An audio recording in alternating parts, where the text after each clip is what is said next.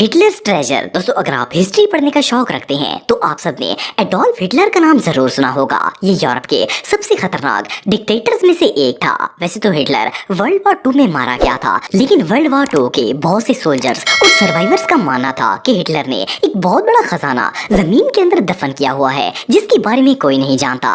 World war 2 के बाद इस ट्रेजर को नाजी द ट्रेजर के नाम से जाना जाता था, लेकिन ये बात किसी को भी पता नहीं थी कि हिटलर ने इस खजाने को छुपाया कहाँ है।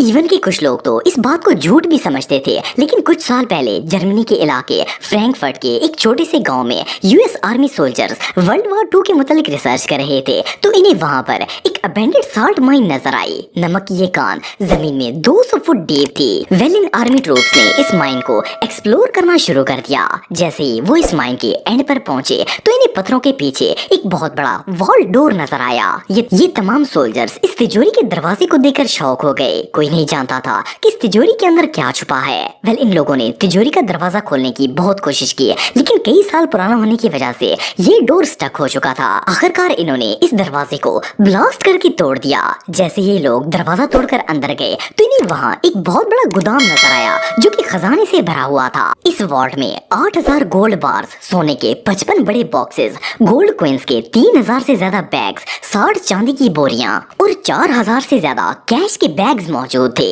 असल में ये ट्रेजर हिटलर ने यहाँ छुपा कर रखा था ताकि वो जंग के बाद इस दौलत की मदद से अपना एम्पायर खड़ा कर सके। इवन इस वॉल्ट के अंदर 27 प्राइसलेस पेंटिंग्स भी मौजूद थी, जो एक सदी से भी ज्यादा पुरानी थी।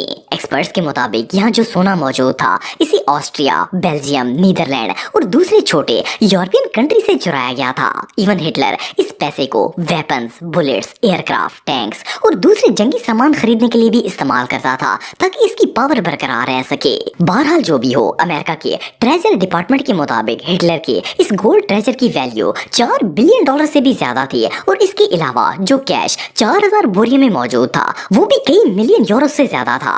ये दरियाफ्त वर्ल्ड वॉर 2 की सबसे वैल्यूएबल डिस्कवरीज में से एक थी।